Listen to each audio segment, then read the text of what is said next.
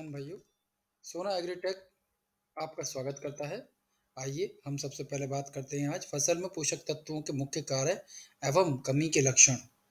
जिस प्रकार हमारे शरीर में को सुचारू रूप से कार्य करने के लिए भोजन के रूप में पोषक तत्वों की जरूरत होती है, ठीक उसी प्रकार फसल को भी अपना जीवन चक्र पूरा करने के लिए पोषक तत्वों की जरूरत होती है। फसल या पौधों को स्वयं की बढ़वार के लिए, स्वयं के विकास के लिए कम से कम 16 पोषक तत्वों की जरूरत होती है। अब उन 16 पोषक तत्वों में से 3 पोषक तत्व तो हमारे वायुमंडल और जो हम फसल को पानी देते हैं उससे प्राप्त हो जाते हैं, लेकिन जो 13 पोषक तत्व हैं वो हम विभिन्न प्रकार की जो खाद्य डालते हैं या फिर उर्वरक डालते हैं, हम उसके द्वारा ही प्राप्त होते हैं। अब किसान भाइयों, हम बात करते हैं कि ये जो 13 पोषक तत्व हैं इनको हमने 3 वर्गीकरण किया हुआ है। तो 3 इसके मुख्य वर्ग होते हैं जिसके अंतर्गत ये 13 पोषक तत्व आते हैं। आइए हम सबसे पहले बात करते हैं पहले वर्ग की। पोषक तत्वों के लिए जो प्राथमिक पोषक तत्व हैं, उसमें उस प्राथमिक पोषक तत्व वह पोषक तत्व होते हैं जिनको पौधे या फसलें अधिक मात्रा में ग्रहण करती हैं। अधिक मात्रा का मतलब होता है पौधों को अपना जीवन चक्र पूरा करने के लिए इन पोषक तत्वों की सबसे ज़्यादा आवश्यकता होती है, जैसे कि नाइट्रोजन, फास्फोरस और पोटेशियम। ये 3 पोषक तत्व वह पोषक तत्व हैं जिसका सबसे ज़्यादा उपयोग हमारी फसलें अपना जीवन चक्र पूरा करने के लिए करते हैं। आइए हम बात करते हैं दूसरी कैटेगरी की। दूसरे वर्ग में वह पोषक तत्व आते हैं जिसकी पौधों को नाइट्रोजन, फास्फोरस और पोटाश, इन 3 पोषक तत्वों से कम आवश्यकता होती है, परंतु आवश्यकता सभी की है। तो ये 3 पोषक तत्व उनसे कम होती है, तो यह पोषक तत्व हमारे द्वितीय पोषक तत्व कहलाते हैं। इस इन इन द्वितीय पोषक तत्व कौन से हैं? वह है सल्फर, कैल्शियम, मैग्नीशियम। अब हम बात करते हैं तीसरी कैटेगरी की। तो तीसरी कैटेगरी जो है यानी कि तीसरा वर्ग, वो है सूक्ष्म पोषक तत्व, जिसे हम माइक्रो न्यूट्रिएंट कहते हैं। ये एक बहुत ही इंपॉर्टेंट और बहुत ही जरूरी पोषक तत्व की कैटेगरी है। ये वह पोषक तत्व हैं जिनको फसलें बहुत सूक्ष्म मात्रा में लेती हैं, या यूं कहें कि बहुत ही कम आवश्यकता होती है इनकी, परंतु होती बहुत ज़रूरी है। अब ये कौन से होते हैं वो पोषक तत्व? वह होते हैं iron, manganese, boron, copper, zinc, molybdenum और क्लोरीन। ये सभी पोषक तत्व हैं जिनकी सूक्ष्म मात्रा में फसलों का अपना जीवन निर्वाह करने के लिए, जीवन चक्र पूरा करने के लिए आवश्यकता होती है। अब हम बात करते हैं ये तीनों जो कैटेगरी में अलग अलग है, हम इनकी कुछ हम पोषक तत्व ले लेते हैं, उनकी कमी क्या है, उनकी पूर्ति कैसे की जाए और उनके लक्षण क्या क्या दिखते हैं पौधों पे, उसके बारे में आइए हम चर्चा करते हैं। सबसे पहले हम बात करेंगे नाइट्रोजन। नाइट्रोजन को हम भाषा में, हिंदी भाषा में मतलब शुद्ध भाषा में हम कहते हैं नत्रजन। देखिए, नाइट्रोजन एक बहुत महत्वपूर्ण पोषक तत्व है फसलों को। ये मुख्यतः इसका मुख्य कार्य क्या होता है? ये पौधों की वृद्धि और बढ़वार में सहायक होता है।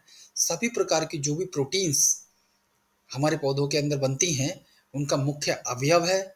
और हम कहें कि जो पैदावार है, पैदावार को बढ़ाने के लिए ये मुख्य रूप से बहुत अति आवश्यक है। अब हम बात करें इनकी नाइट्रोजन की जो क्या क्या कमी होती है। इसमें पोषक तत्व की कमी से पौधों को बढ़वार या कल्लों की संख्या कम निकलती है, बढ़वार कम देखने को मिलती है। जो पुरानी पत्तियां होती हैं वो जल्दी ही पीली पड़ करके गिरने लग जाती हैं। और खासकर जो प्रोटीन की क्वालिटी होती है फसल की, वो बहुत ही खराब क्वालिटी की हो जाती है। इसीलिए इसके ये मेन डिफिशियंसी सिम्टम्स हैं, या हम बात कहें इसके कमी के लक्षण हैं। अब हम कहें इसको कैसे पूर्ति कर सकते हैं? देखिए किसान भाइयों, हम इसके लिए हम अमोनियम सल्फेट या खेत में यूरिया डाल करके, या कैल्शियम अमोनियम नाइट्रेट जिसे हम कैन कहते हैं, कैल्शियम अमोनियम नाइट्रेट या एनपीके, ये सभी उर्वरक हैं, हम इनका खेत में उपयोग करें और नाइट्रोजन की पूर्ति हम कर सकते हैं। अब हम बात करते हैं दूसरे पोषक तत्व की जिसका नाम है फॉस्फोरस। देखिए, ये बहुत महत्वपूर्ण पोषक तत्व है। ये खासकर इसका मेन कार्य क्या होता है? जड़ों की वृद्धि एवं विकास, पौधों की वृद्धि या विकास, तथा हम कह सकते हैं फसल की पैदावार में, खासकर फल और फूल वाले जो पौधे होते हैं उनको सही रूप से पकने में इनका बहुत बड़ा, इसका फास्फोरस का बहुत महत्वपूर्ण रोल होता है।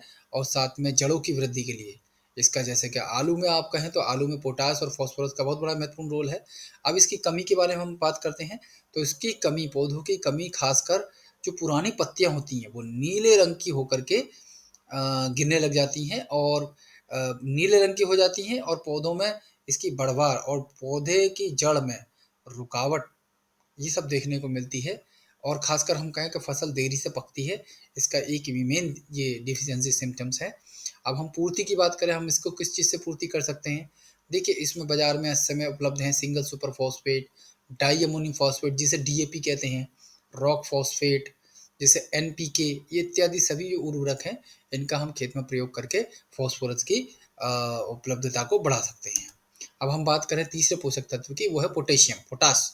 एनपीके में तीसरा पोषक तत्व है पोटाश। पोटाश का देखिए मुख्य कार्य ये है कि पौधों में जो रोग व कीड़े लगते हैं, उन सबको रोग रोधी जो क्षमता होती है पौधे के अंदर, उसको बढ़ाने में सहायक होता है। पौधे में जो भी अनाज हो या जड़ वाली फसलें हों, उसकी गुणवत्ता को बढ़ाने में सहायक होता है, प्रोटीन की क्वालिटी बढ़ाने में सहायक होता है। जो कंद होते हैं, कंद वाली फसलें होती हैं, उसके साइज़ को बढ़ाने में, खासकर आलू है, शकरकंदी है, उसके साइज़ को फुलाने में पोटेशियम का बहुत बड़ा रोल है आलू के। और जैसे हम इसके पोषक तत्वों की बात करेंगे, उसकी कमी क्या है, तो कमी के लक्षण मुख्यतः पौधों की पत्तियों पर जल्दी से गिर जाना, पौधों का धीमा विकास होना, तना कमजोर होना, दाने सिकुड़े होना, पुरानी पत्तियों को नोक पर भूरा रंग सा पड़ना, ये सब मेन इसके जो है लक्षण हैं कमी के। अब हम बात करते हैं इसकी कैसे पूर्ति करेंगे, तो जो एमओपी आता है बाजार में उपलब्ध होता था, म्यूरेट ऑफ पोटाश, या हम सल्फेट ऑफ पोटाश डाल सकते हैं, उसमें हमारा सल्फर भी होता है और पोटाश भी होती है। और एनपीके, एनपीके एक हमारा जटिल उर्वरक है जिसमें हमारे तीनों पोषक तत्व होते हैं, नाइट्रोजन, फास्फोरस, पोटाश इत्यादि उर्वरक हम उसका उपयोग करके और खेत में इसकी पूर्ति हम कर सकते हैं। अब हम बात करते हैं सब इसके बाद दूसरा जो हमारा द्वितीय प्रकार के जो हमारे पोषक तत्व हैं, जिसमें हमारा सल्फर आता है। सल्फर के मुख्य कार्य क्या होते हैं, ग्रंथियों, जो खासकर वह ग्रंथियाँ जो आपके जो तिलहनी फसलें होती हैं, उसमें जो दलहनी फसलें होती हैं, उसमें ग्रंथियाँ होती हैं जो कि नाइट्रोजन की उपलब्धता को बढ़ाने के लिए, ग्रंथियाँ या जड़ या तेल की मात्रा को बढ़ाने के लिए इसका बहुत बड़ा रोल होता है। और हम बात करें इसकी कमी के लक्षण की, तो इसकी कमी के लक्षण पौधों के सबसे पहले नई पत्तियों पे दिखाई देते हैं। और पत्तियों पे जो शिराएँ होती हैं, उस शिराओं के सहित इस पत्तियों का रंग पीला पड़ने लग जाता है और वह पत्तियाँ गिरने लग जाती हैं।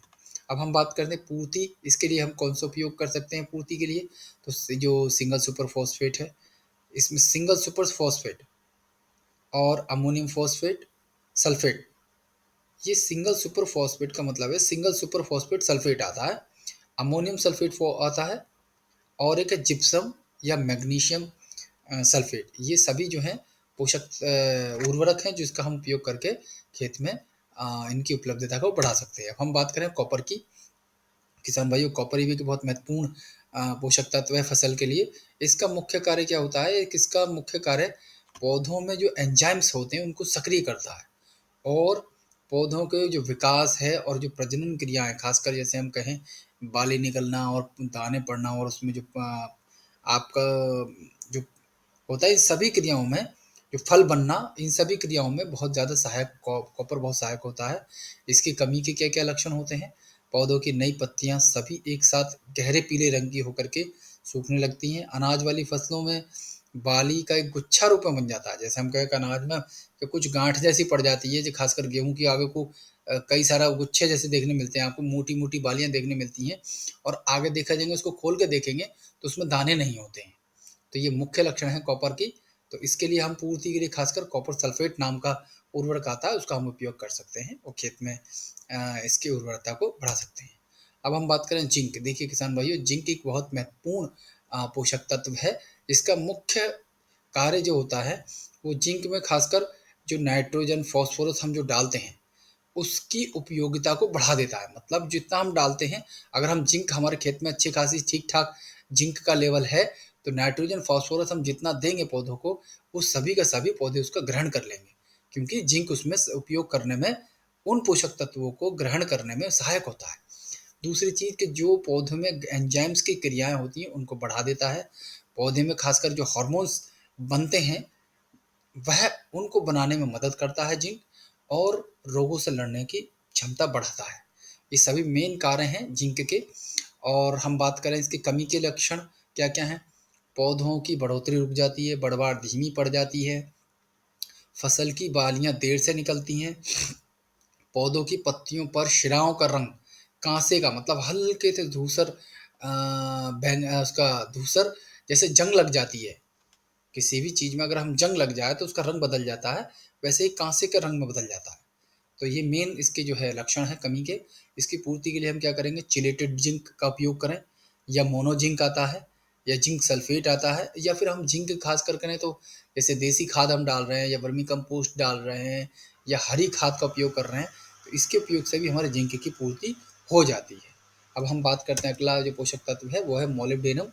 देखिए मोलिब्डेनम भी बहुत एक महत्वपूर्ण पोषक तत्व है। हम इसकी बात करें तो इसका मुख्य कार्य है दलहनी फसलों में जो नाइट्रोजन को एकत्रित करने वाले बैक्टीरिया होते हैं। दलहनी फसल का मतलब होता है जैसे मटर है, उड़द है, मूंग है, ये जो भी फसलें हैं जिनमें दालों वाली फसलें हैं, अरहर है, इनकी जड़ों में नोड्यूल्स पाई जाती हैं। नोड्यूल्स के अंदर बैक्टीरिया होते हैं, तो उनकी बैक्टीरिया की गतिविधि को में मदद करता है आपका मोलिब्डेनम। और हम बात करें इसके खासकर इस पौधे के अंदर रोग रोधी क्षमता बढ़ा देता है। और कमी के लक्षण खासकर हम कहें तो इसके पौधों की मध्य शिराएं का मतलब होता है जो पत्तियों की मध्य शिराएं होती हैं, उस मध्य शिराओं को छोड़कर पूरे पौधे पे छोटे छोटे धब्बे बन जाते हैं और साथ में शिराएं दिखने लगती हैं। जो खासकर हम कहें कि जैसे कि जब हम नाइट्रोजन का सही उपयोग नहीं होगा पत्तियों के द्वारा, तो वो पत्तियों का हरापन भी घटने लग जाता है और वह हल्के हरे रंग से की होकर करके गिरने लग जाती हैं।